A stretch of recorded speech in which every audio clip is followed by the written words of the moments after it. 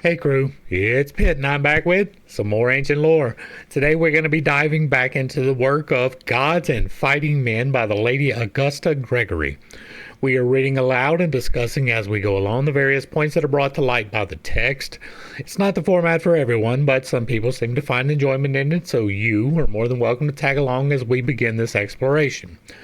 Before we begin, however, if you are unfamiliar with me, any of my unconventional beliefs, or if at any point in time I lose you in the terminology, there will be several playlists linked in the corner above, in the box below, along with the original source material so that you can get a better understanding of who I am and why I say the things that I do. The way that I'm going to try to do this is I'm going to try to keep the books together. And what does that mean? If you look here, we see book one, part one, book one, and part one, book one has two parts. We're going to try and read those together, and the next one has book two and book two. We're going to try and get those together. But it gets a little bit weird because it goes from book three to book two to back to book three to book three. So I don't know exactly how well that is going to go. We're going to go in order. We'll try and keep them around an hour. That is the format that seems to work the best.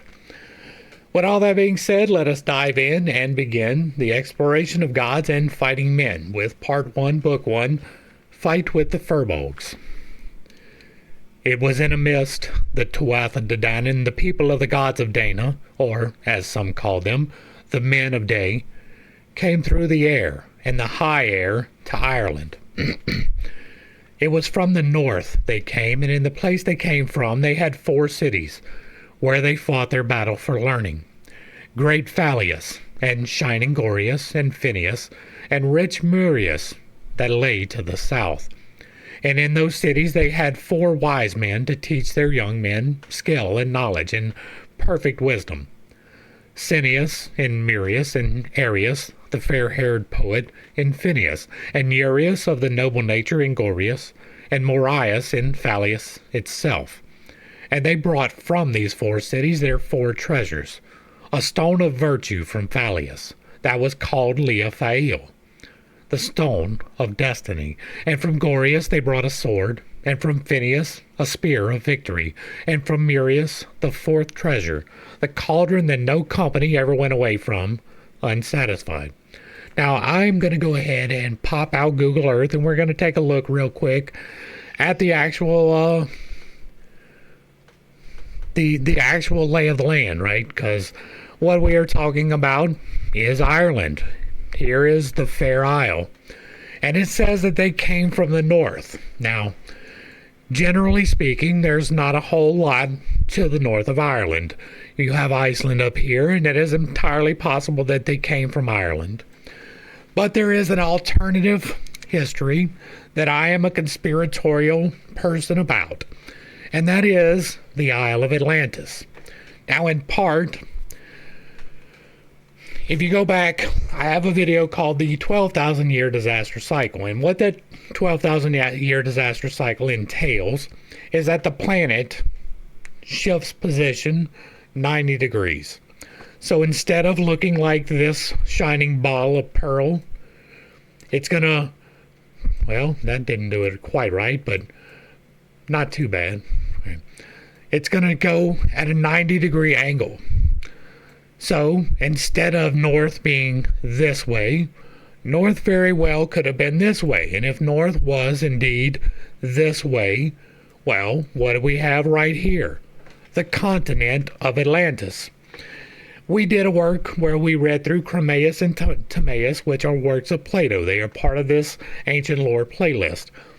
And the description there was of a kingdom, right? It was as large as both Libya and Egypt, which would be this entire yellow portion of the map.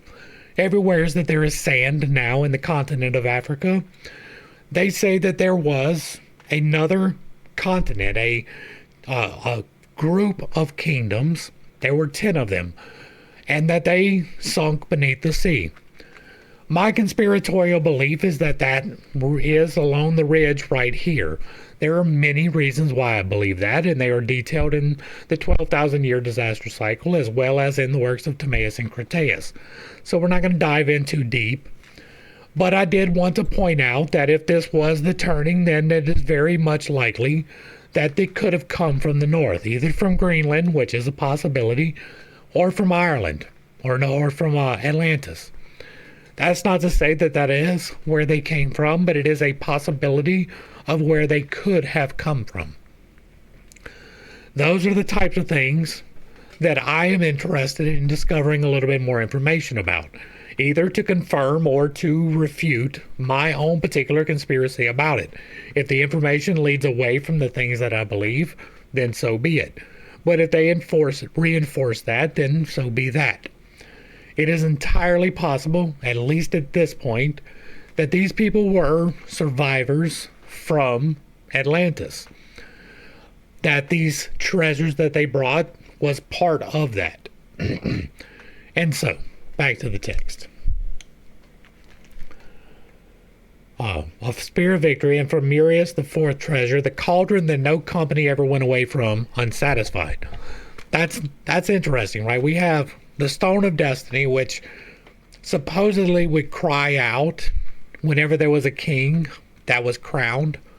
There is a sword, which I don't know a whole lot of the lore about, but there is the Spear of Victory, which no one who ever wielded it lost. That's the lore behind that. And then the cauldron that no company ever went away from unsatisfied is going to be a never-ending feast, right? Not necessarily a feast with all of the things you want to eat, but a stew that never ends, that you can get food from and be satisfied.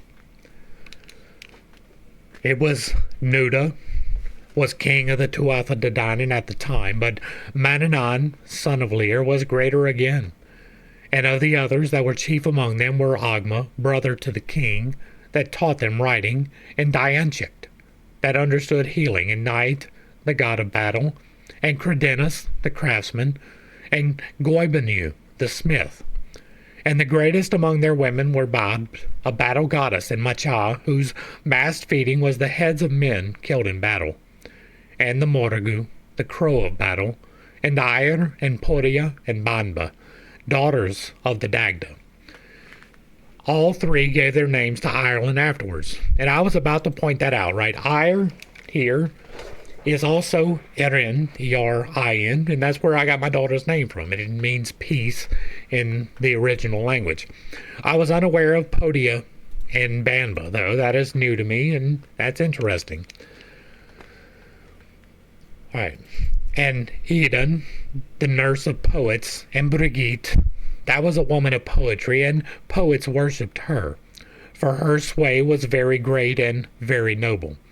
And she was a woman of healing along with that, and a woman of smith's work, and it was she first made the whistle for calling one to another through the night. And the one side of her face was ugly, and the other side was very comely. And the meaning of her name was Briosagit, a fiery arrow. And among the other women there were many shadow forms and great queens, but Dana, that was called the mother of the gods, was beyond them all. And the three kings they put above all others were the plough and the sun and the hazel tree, so that it was said in the time to come that Ireland was divided between those three, Coil, the hazel, and Kecht, the plough, and Gurian, the sun. And they had a well below the sea where 9 hazels of wisdom were growing, that is, the hazels of inspiration and of the knowledge of poetry. And their leaves and their blossoms would break out in the same hour and would fall on the well in the shower that raised a purple wave. And then the 5 salmon that were waiting there would eat the nuts, and their color would come out in the red spots of their skin. And any person that would eat one of those salmon would know all wisdom and all poetry. And there were 7 streams of wisdom that sprang from that well and turned back to it again. And the people of many arts have all drank from that well. It was on the first day of Beltane, that is now called May Day, that Tuatha de Dannon came. And it was to the northwest of Connacht they landed. But the Firbolgs, the men of the bag, that were in Ireland before them, and that had come from the south, saw nothing but a mist, and it lying on the hills.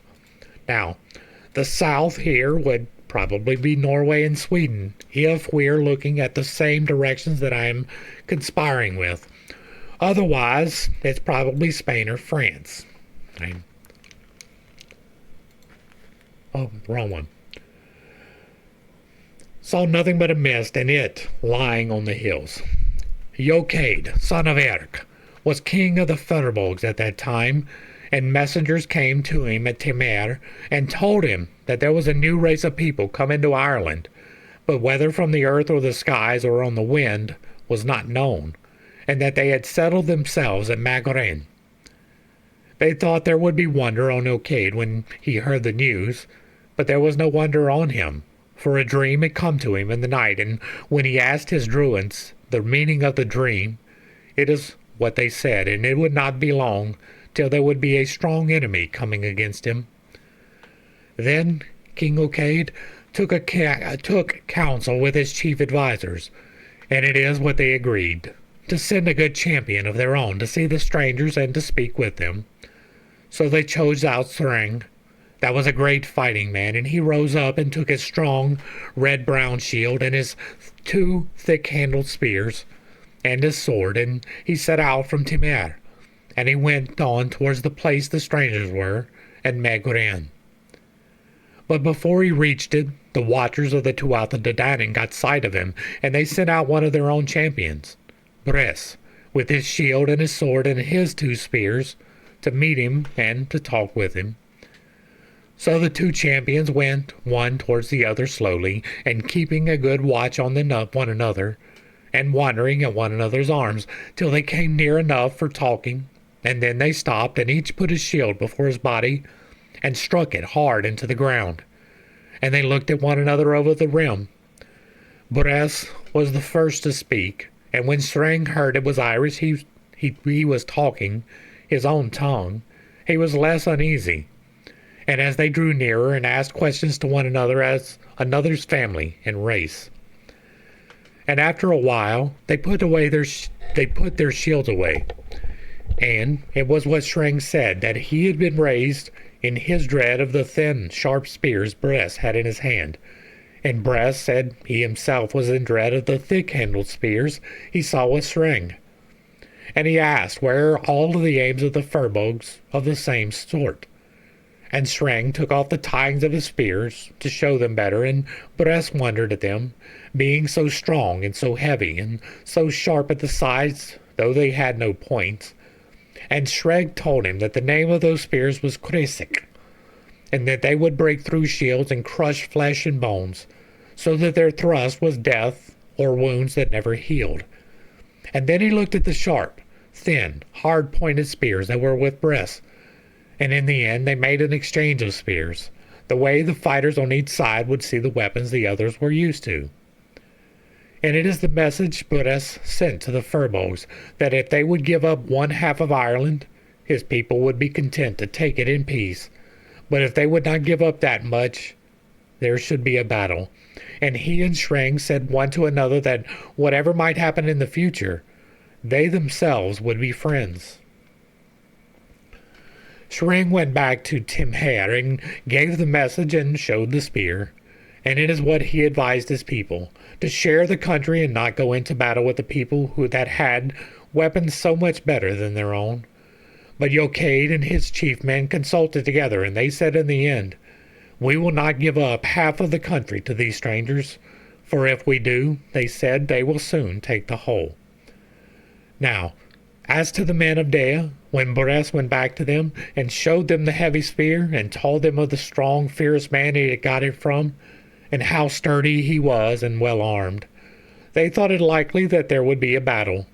And they went back from where they were to a better place, farther west in Connacht, and there they settled themselves and made walls and ditches on the plains of Magnia, where they had the great mountain, Augusta, in their rear. And while they were moving up there and putting up their walls, 3 queens of them, Babd and Macha and the Morrigu, went to Timer, where the Firbolgs were making their plans, and by the power of their enchantments, they brought mists and clouds of darkness over the whole place, and they sent showers of fire and of blood over the people, the way they could not see or speak with one another through the length of 3 days. But at the end of that time, the three druids of the Firbolgs, Sasarn, Ganach, and Ignox, broke the enchantment. So, instead of a piece of cord, battle it shall be. And so these three witches go, right? Witches being a very loose colloquial term. They go and perform enchantments, and they bring about mist and blood, right? Showers of fire and blood. I don't know that I'm one to fight against witches that bring showers of fire and blood. That just seems like it's going to be a bad idea. But they got druids that break it apart, so maybe we'll see, right? The Firbolgs gathered their men together then, and then they came with their 11 battalions and took their stand at the eastern end of the plain of Mignia. And Tuatha, king of the men of Dea, sent his poets to make the same offer he made before, to be content with the half of the country if it was given up to him. King Eochaid bade the poets to ask an answer of his chief men that were gathered there, and when they heard the offer, they would not consent. So the messengers asked them when they would begin the battle. We must have a delay, they said, for we want time to put our spears and our armor in order, and to brighten our helmets and to sharpen our swords, and to have spears made like the ones you have. And, as you to yourselves, they said, you will be wanting to have spears like our own Kresiks made for you. So they agreed then to make a delay of a quarter of a year for preparation. You don't really want to fight. Like this don't make no sense. You do not allow the enemy time to prepare themselves. That is not something that you do. They have already retreated farther back into their territory, which they have in their control, and they're building walls and cities and embankments. It's probably not going to end well for you. But a delay of a quarter of a year would be 3 months, and that is a long time, right? It was on a midsummer day they began the battle. 3 times 9 hurlers of the Tuatha de Dannon went out against 3 times 9 hurlers of the Firbolg, and they were beaten, and every one of them was killed. And the king, Eochaid, sent a messenger to ask would they have the battle every day or every second day. And it is what Tuatha answered, that they would have it every day, but there would be just the same number of men fighting on each side. Eochaid agreed to that, but he was not well pleased, for there were more men of the Firbolgs than the men of Dea. And so the battle went on for 4 days, and there were great feats done on each side, and a great many champions came to their death. But for those that were alive at evening, the physicians on each side used to make a bath of healing, with every sort of healing plant or herb in it, the way they would be strong and sound for the next day's fight. And on the 4th day the men of Dea got the upper hand, and the Firbolg were driven back, and a great thirst came on Eochaid, their king, in the battle, and he went off the field looking for a drink, and 350s of his men protecting him. But 350s of the Tuatha de Dannon followed after them, till they came to the strand that is called Tregothiel. And they had a fierce fight there, and at the last King Eochaid fell, and they buried him there, and they raised a great heap of stones over his grave. So, we have an agreed-to contest of wills, and then they meet, and the first day, the new side, the Tuatha de Dannon, lose all of their men. But then on the 4th day, the king decides he's thirsty, so he's going to go to a spring. And he's followed by 150 people who guard him, and then 150 of the opposing team come and find him, and they defeat him, and they bury him there. That's interesting. Like, why would he do that? Why would you go to the spring to get a drink? You're not that thirsty. Maybe you went to a bar, right? But he went off the field looking for a drink, and then the people came, and then 350s of the Tuatha de Dannon followed, and they came to a strand that is called Tregothiel, and they had a fierce fight, and the king fell. And when there were but 300 men left of the 11 battalions of the Firbolgs, and Shring at the head of them, Tuatha offered them peace, and their choice among the 5 provinces of Ireland. And Shring said they would take Connacht, and he and his people live there, and their children after them. It is of them Feridad came afterwards, that made such a good fight against Cuchulainn, and Erc, son of Caebri, that gave him his death. And that battle, that was the first fought in Ireland by the men of Dee, was called by some the first battle of Magturid.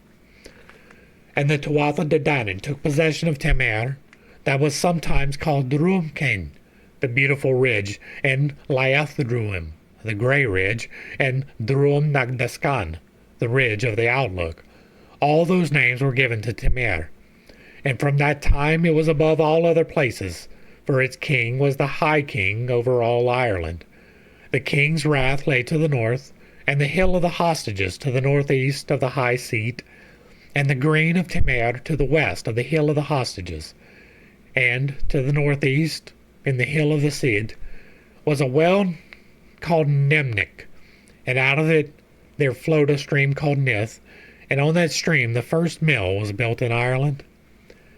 And to the north of the hill of hostages was the stone, the Liafail, and it used to roar under the feet of every king that would take possession of Ireland.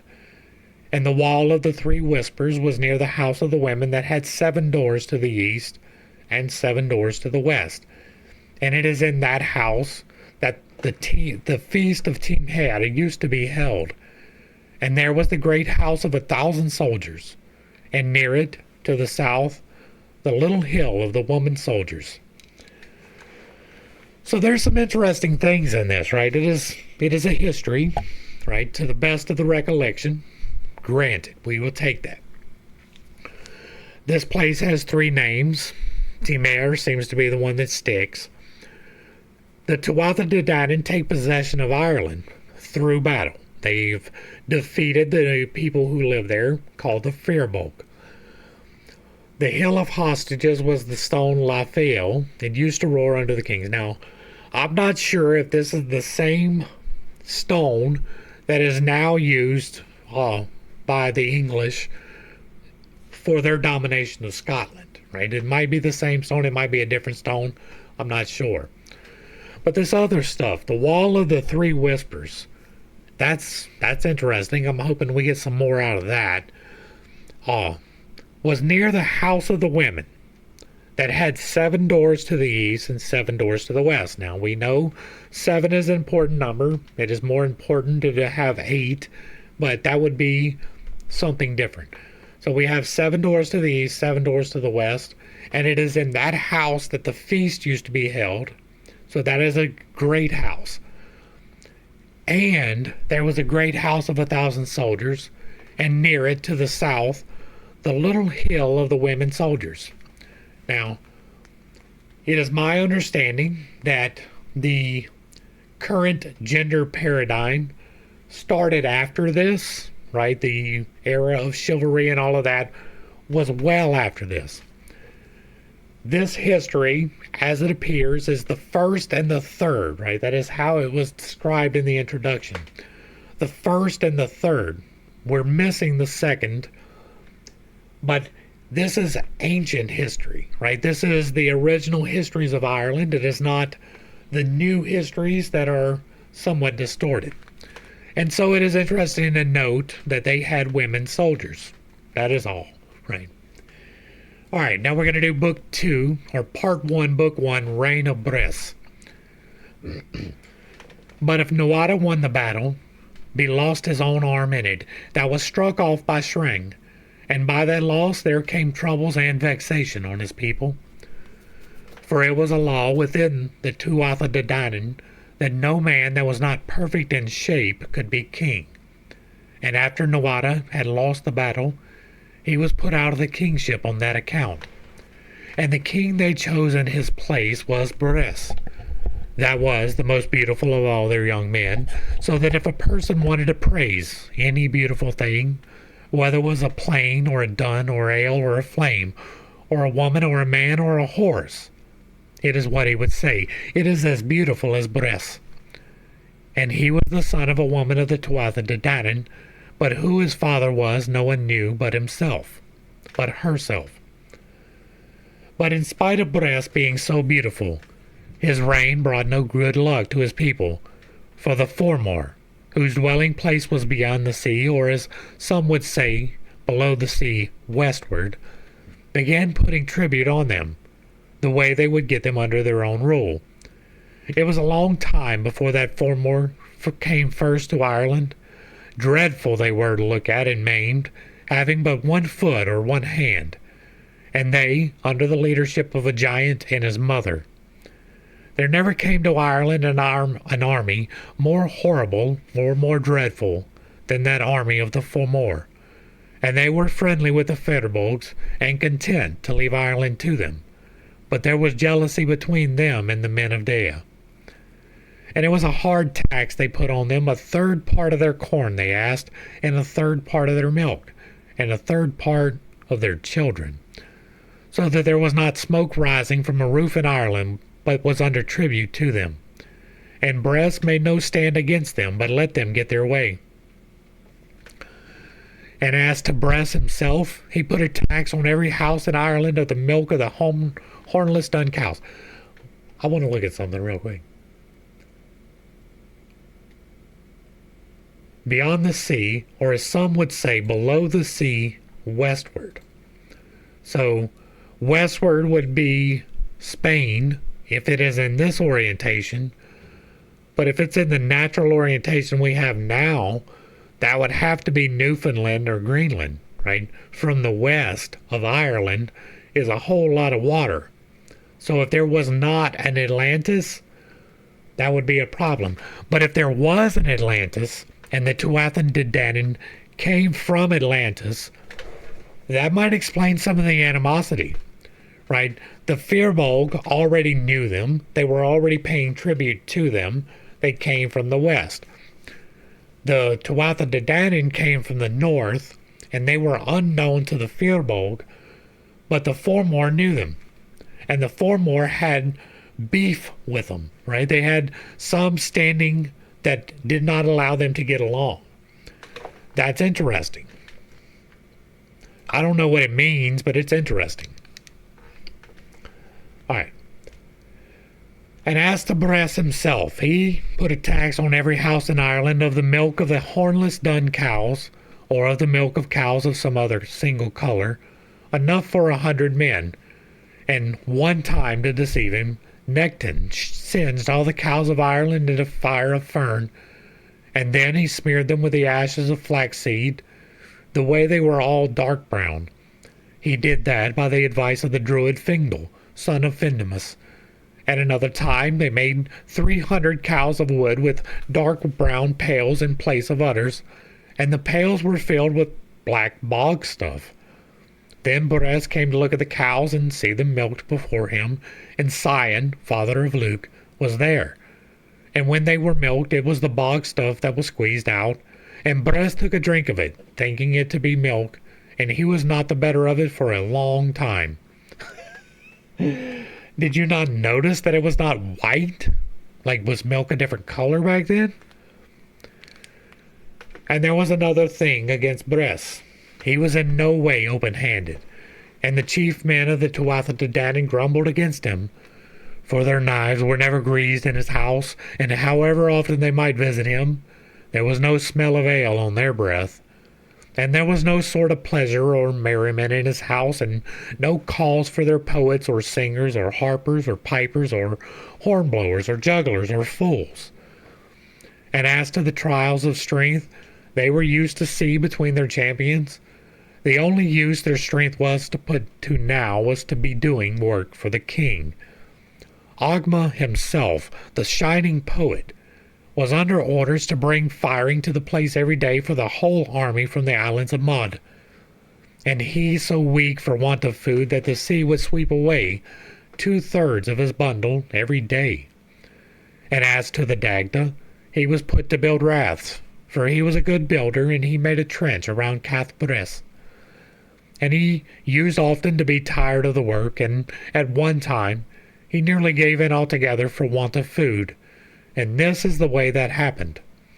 He used to meet in the house of an idle blind man, Crindable was his name was, that had a sharp tongue, and that coveted the doctor's share of food, for he thought his own to be small beside it.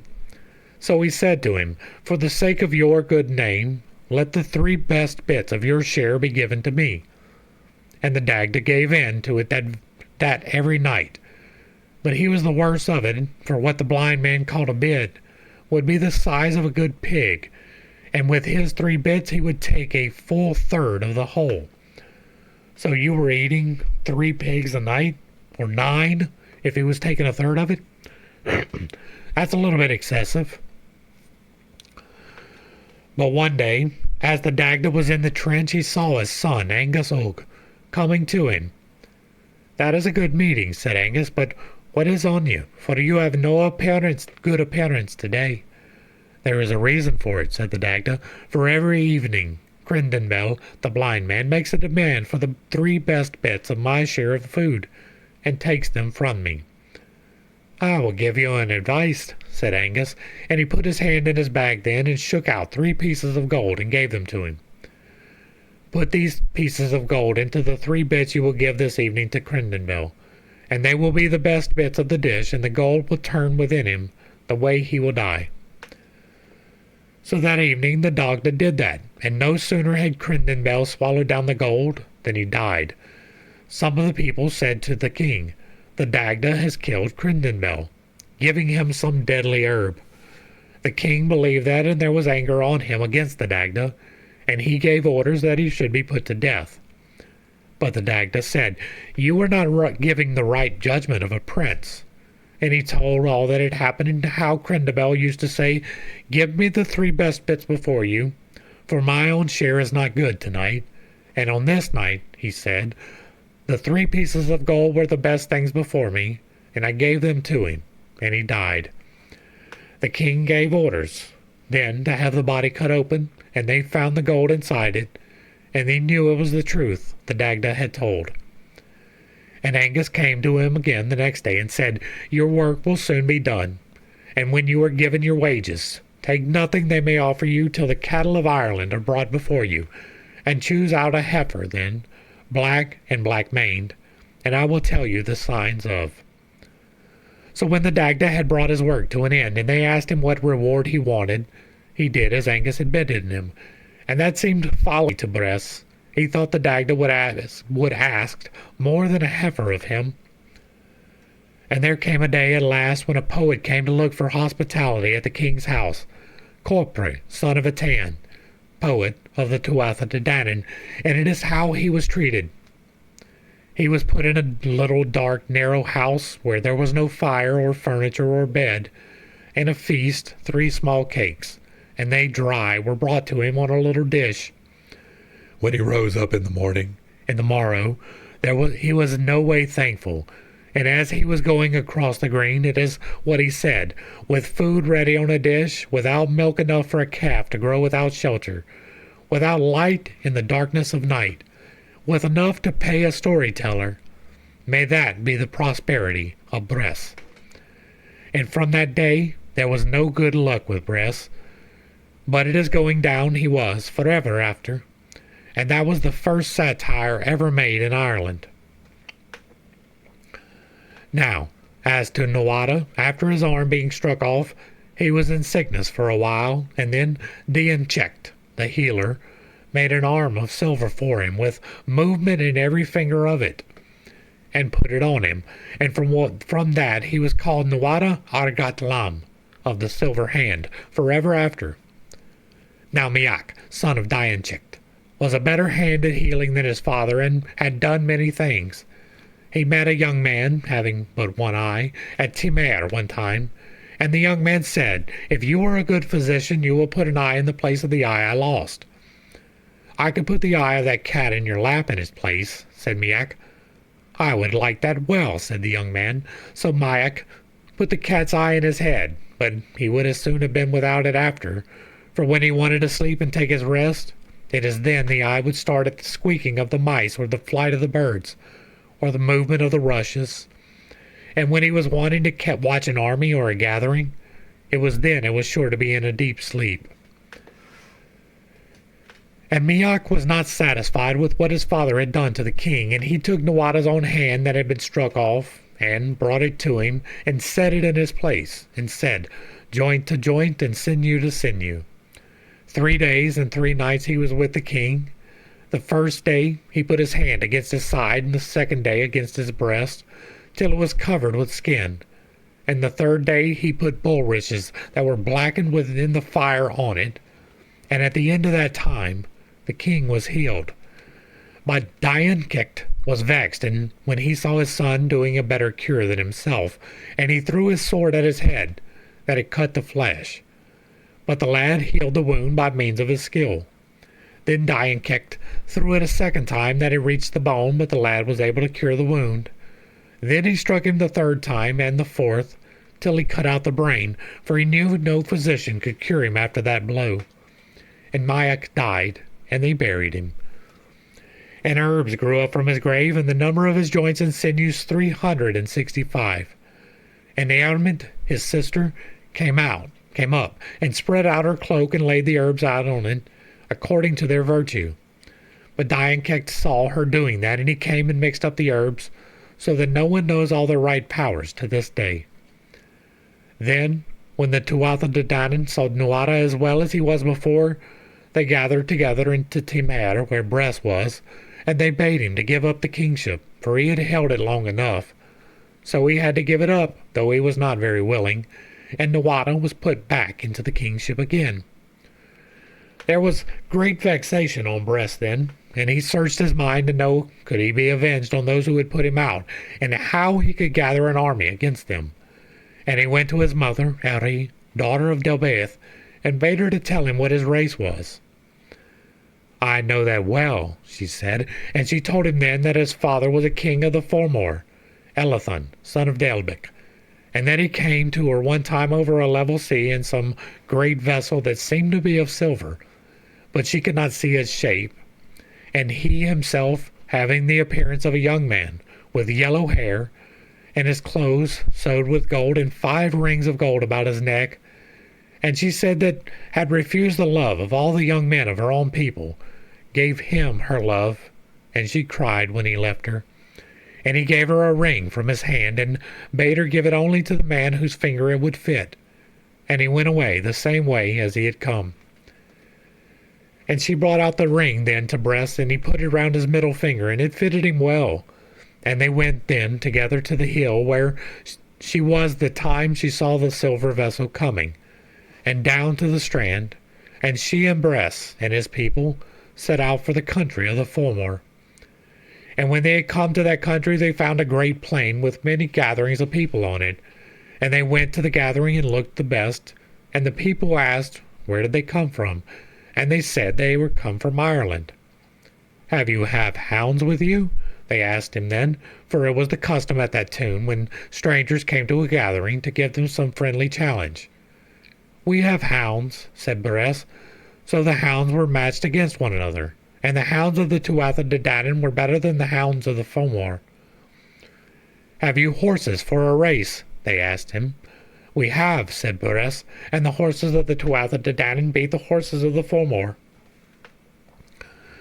Then they asked, was any one among them good hand with the sword? And they said Bres was the best. But when he put his hand to the sword, Elathan, his father, that was among them, knew the ring. And he asked, who was this young man? And then his mother answered him and told the whole story, and that Bres was his own son.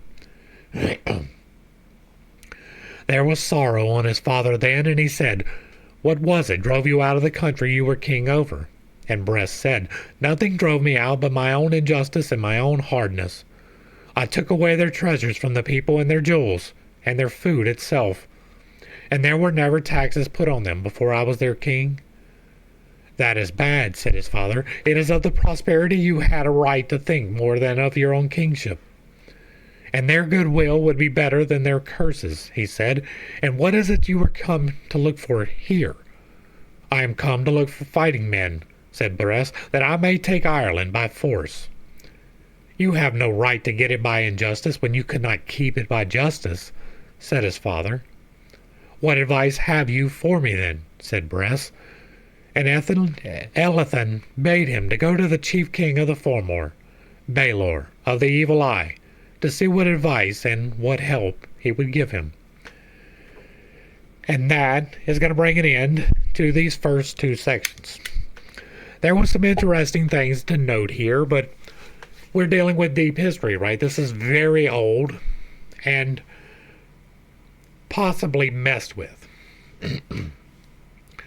We don't know that the fantastical things of the other was not the correct ones, and I'm not even sure how they differ.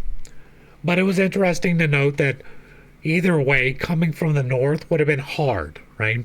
Whether it was oriented as it is now or whether it was 90 degrees. It would have been hard to come from there because you're dealing with the lands to the north is either going to be Greenland and Iceland, or it's going to be Atlantis, depending on the orientation. And the land to the west is going to be either Atlantis or Spain, right? And so that's interesting history, but it's not a whole lot to really dig into too much.